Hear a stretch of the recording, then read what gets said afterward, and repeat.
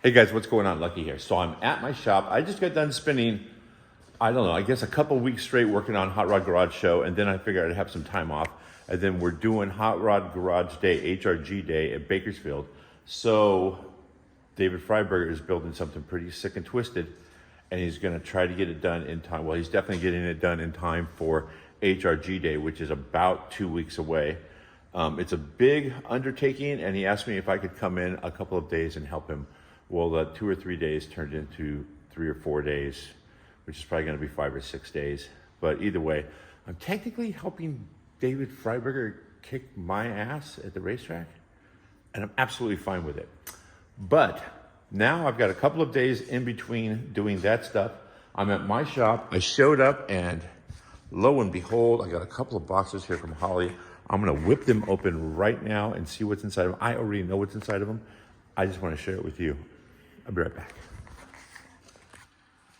Okay, I'm back. I had to find a razor blade. All right, I know what this is.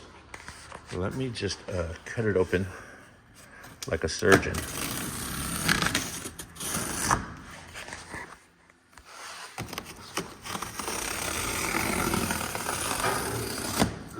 It's probably enough.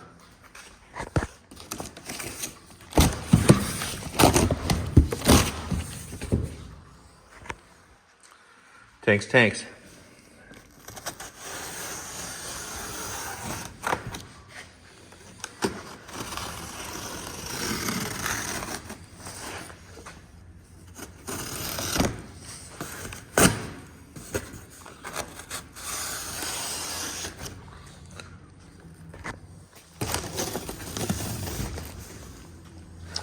Yes, sirree. So I've done this on a couple of different projects that I built. I like to get these Mustang gas tanks because they are the floor of a Mustang, older Mustang. They go down nice and low. They're nice and ramped from the side, give you plenty of ground clearance. Provisions to do an aftermarket fuel pump in the tank, the cylinder, and the fill neck that you can modify. If you go back to the video of me putting the Fury wagon together, before that, well, the Fury wagon I think was the first one I did it in, but then the Galaxy wagon, I did the same thing. Build a little apparatus, drop the tank in, hangs from the back, looks like a stock application, gives you provisions to add more cool stuff, like a fill neck or whatever, or you could just do in this case, it's going in the back of a truck, so I could just do a little access panel in the back and do a fill neck right there. So I'm pretty jazzed on that. So that's here.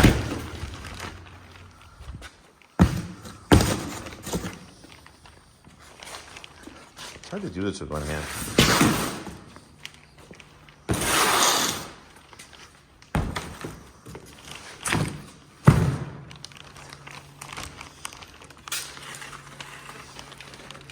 Don't want to scratch it just yet. So that's going to actually go right in the middle right here, underneath the floor. See how it fits right in between the frame rails? I'll just do a couple of crossbars straight across and set this right down right there. Have excess in the back to fill it. Okay, happy day. Now, let's go on to the other deal. So when I got this, it had all this truck, it had all the stock wiring in it. I thinned it out, gutted it, deleted just tons of stuff not needed. Like you don't need ABS or any of that stuff. So I got rid of all that and made the truck run, but there was an enormous amount of wire in there that I don't need. So I went to the next level. Hold please.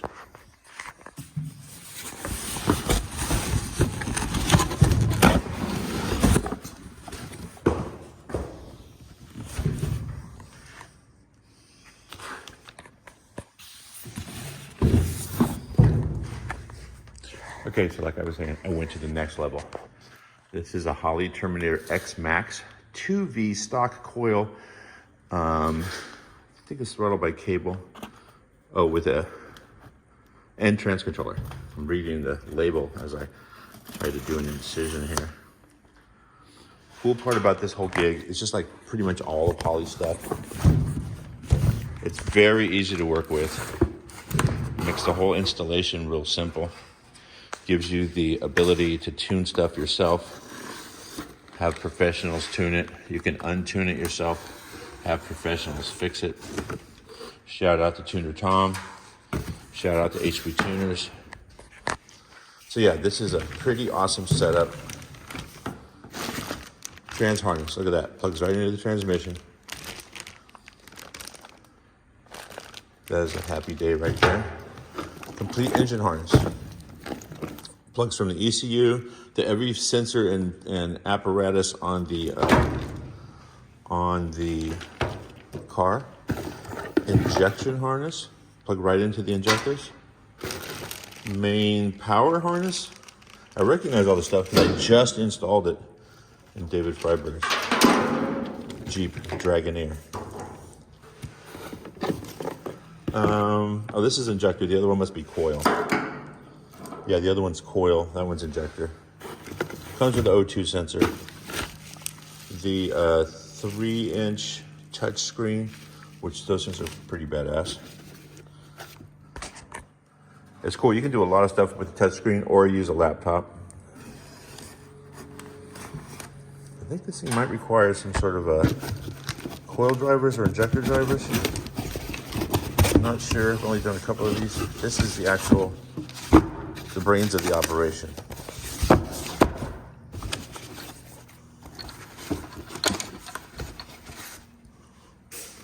That's the whole ECU. Has little LEDs on it. You can actually look over, just give it a quick glance, see if anything is acting up.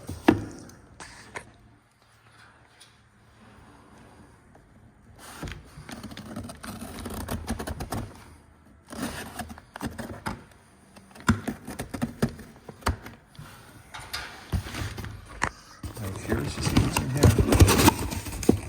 Okay, so these are the actual drivers for the, I want to say coils, could be injectors.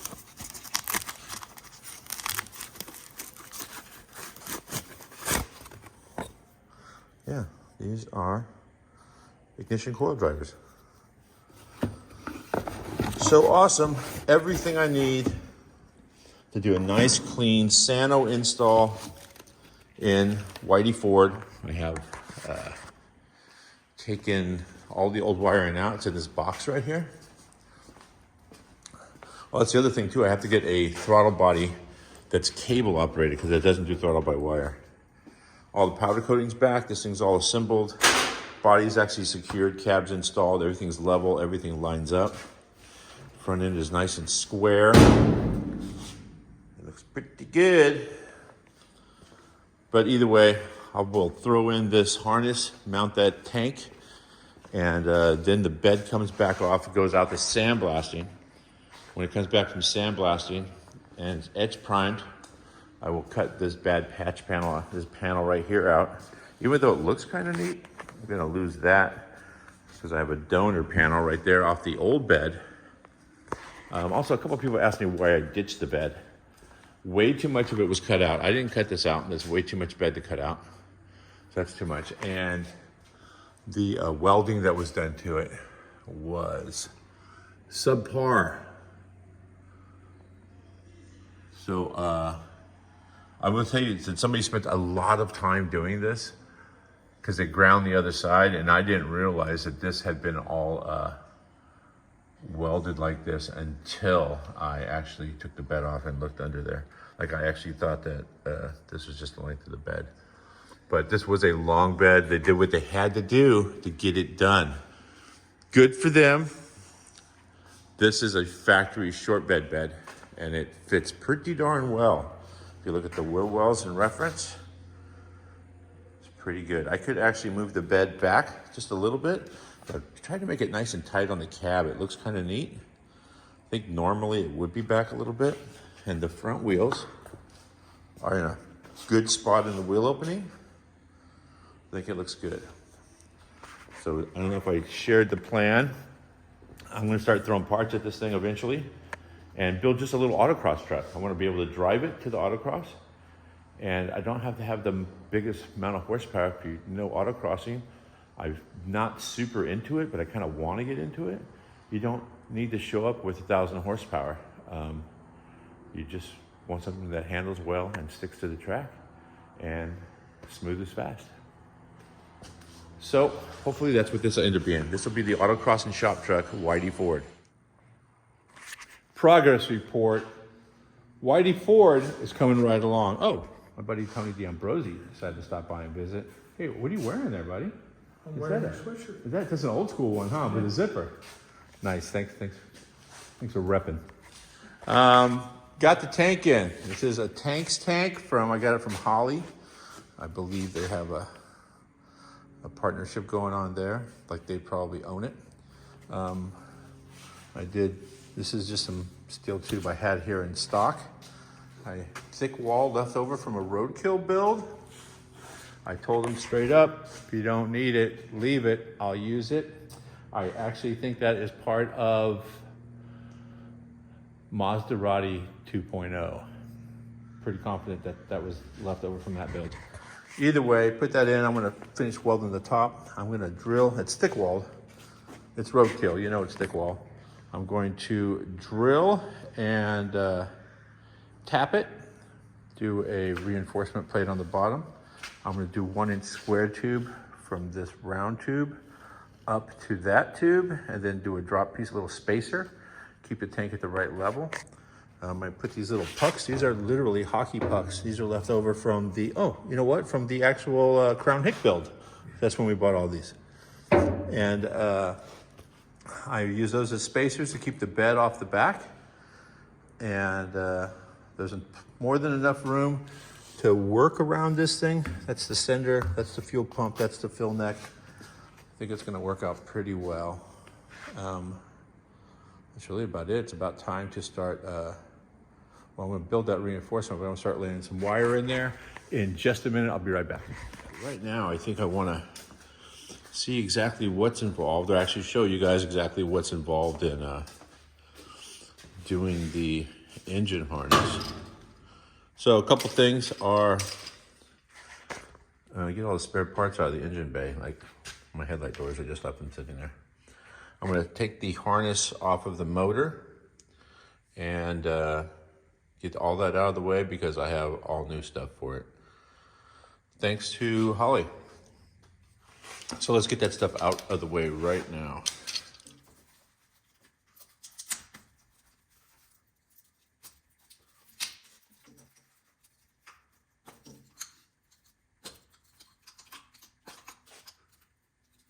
Just unplugging all the injectors and all the coils. This is coil unplug. So this is also throttled by wire, which I had to change that.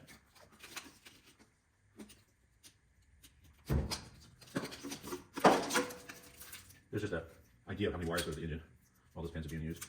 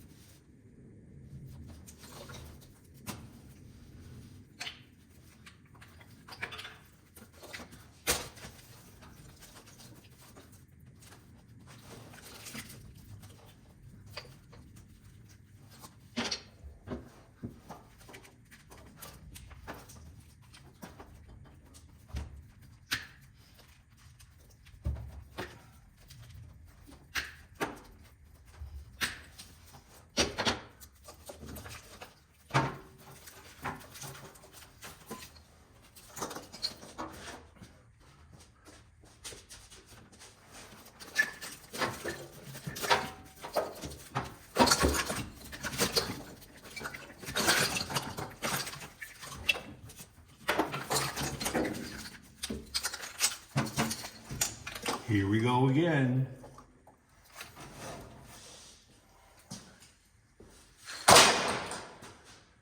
This is the injector portion of it. Really, it's a much simpler system.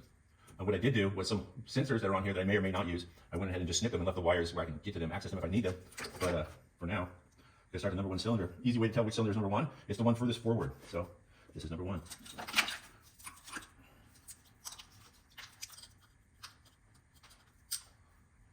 This is a little sensor on the front of the cylinder head. Don't forget to plug those in.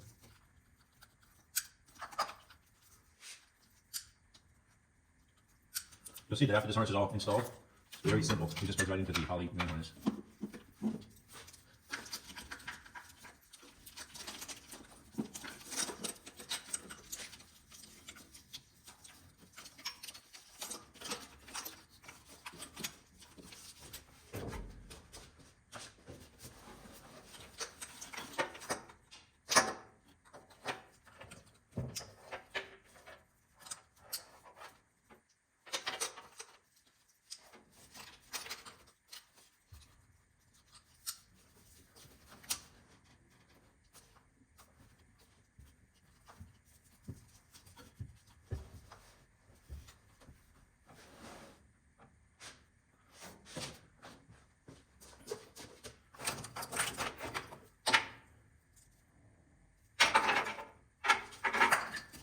Same thing with the injector harness.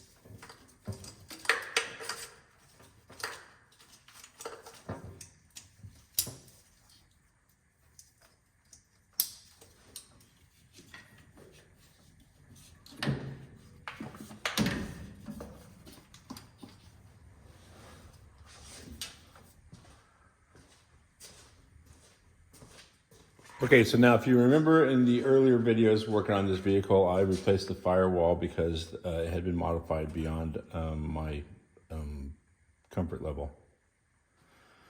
Now I get to unmodify it, punch a hole in it someplace, and run this main harness through there.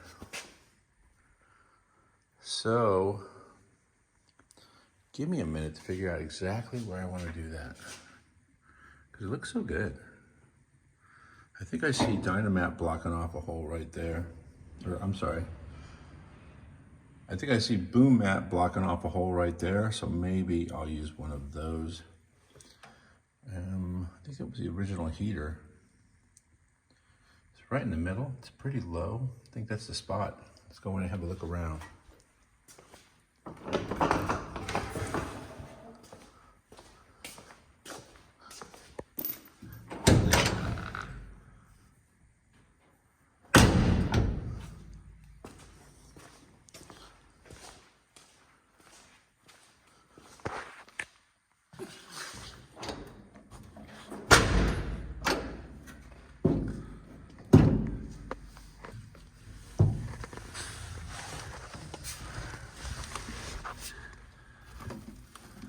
Nothing over there, however. Yeah, there's one right there.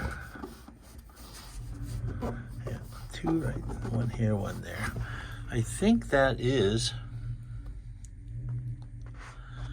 high enough that it doesn't look ugly from the passenger compartment, and low enough in the engine bay that it doesn't look ugly there.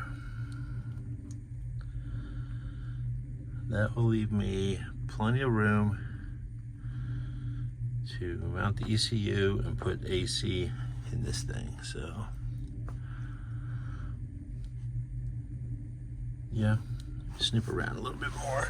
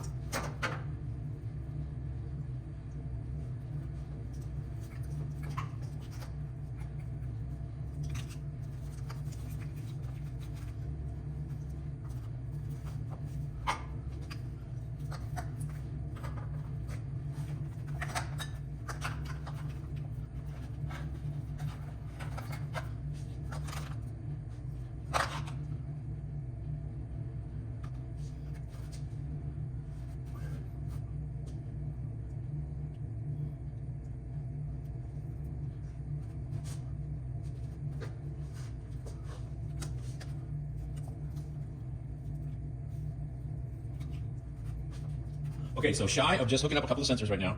I have to hook up the cam sensor, I'm gonna put the carb for that, hook up the coolant temp sensor, put the carb for that, oil sensor, carb for that, and locate the knock sensor. The intake may have to come off, I'm not sure, but shy of that. Oh, I have to change the throttle body also. Other than that, this thing it's got everything it needs. The next step will be under the dash. Okay, project update. I do this all the time. I start working on something, I forget about grabbing the camera. But let me show you what I did do. Got out the old tubing bender right here. I scored this off of OfferUp, I don't know, a couple years ago. And then I got the, I think it's Swag, possibly. Either way, an inexpensive little air over hydraulic adapter. This is a Harbor Freight component. Air over hydraulic, put an air hose in, no more walking around. I can put it on, this is an old engine stand that was really just too big for anything. So it's on that and it works perfect. And yeah, I loan it out, it comes back, I get a bunch of dies. So that thing comes in pretty handy when I need it. When I don't need it, I just park it in the equipment room. Anyway, earlier in this video, I had mentioned something about building some cross members and then doing some cross bars to hold the tank. So as you can see, I got some 1-inch square tube, put it in the bender, had it drop down from a big cross member I got going on. The more cross members you put in this thing, the better. So this is a car frame. So it used to have the structure of the car to stop everything from moving around. Now I'm sort of simulating all that with cross members. So that's gonna stop everything in the back from sort of diamonding when you are articulating when you go in and out of driveways. Ford people across the way there, a bunch of Mustangs. They all sound the same, like rent-a-cars. And they're throttle jockeys too, so everything needs a rev tune. Anyway, so I did that, 1-inch here, square tube on both sides, and then I've drilled and put nut certs underneath, so this tank, instead of sitting on the top, it bolts in from the bottom. That way I can drop it out if I need to without pulling the bed off. But honestly, pulling the bed off is not that difficult. But this leaves me just enough room. The bottom of the bed is actually right here. That's that line right there. So it's just above all this. And if you look at it from underneath, it looks factory, in my humble opinion. So I'm very jazzed with that. So that's a tank's tank. That's a 69 through 70 Mustang tank. I did go ahead and install the pump. Pump goes in the middle, sending units over there. Really easy to do. You measure the depth of the tank. You cut that in half, and that's where you put the floater, the actual, what is it called? It is called it's a potentiometer, but I forget what they do call it.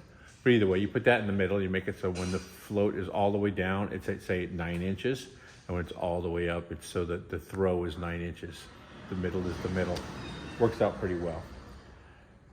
Same with the fuel pump. I put the fuel pump right at the bottom. It has that little fuel mat / filter. That works out very well. The cool thing about these tanks, because they're set up for electric fuel pump or fuel injection, they put a sump in the middle of it. So if you're going a little cornering or doing something like that, your pickup stays wet. That is good. That's really about it. I'm going to go back over to M&K Metals and I'm going to get some square tube and I'm going to extend the frame rails about 6 or 8 inches on each side. They did cut them off a little bit short. So then after I do that, I will be putting that bed back on for a final fit. I'm going to cut some of the middle of the bed out. I want to do a service panel to be able to access the pump and the center unit and a fill door, because it doesn't bother me to go in the back. Remember, the idea of this car is to just put something together to do a little autocrossing. Anyway, so yeah, I think that's really about it. I did pop the hood off. I don't know if the hood was off last time I was working on this thing. Hood's off. Yeah, I pulled the power wire through, punched the hole through the firewall. I think I did all that in the video earlier. It was a couple of days ago I was working on this, so I'm trying to remember what all I shot. The hoedown is, I was back over at the studio helping Freiberger with his Hot Rod Garage Day project. And so yeah, that thing is, it's gonna be a good time. I can't wait for that to air, if it ever does. Either way, yeah, that's about it. Anyway, you guys, thanks a lot for watching this video. There will be more coming, and I'm gonna actually start putting a lot more time and effort into these videos. Please don't forget to subscribe, share the video, like the video, leave some comments. If you're doing something cool, tag me, Mobile Tech Lucky, on all the platforms, and that way I can check out what you're doing. Don't forget to tag me, Mobile Tech Lucky. That way I get alerted. Oh yeah, I guess there's a bell. If you hit the bell, it will let you know where more stuff is coming, alert you. Smash the like, whatever the kids are saying. That's it, you guys. Thanks a lot. See you very soon. Sooner than you probably think.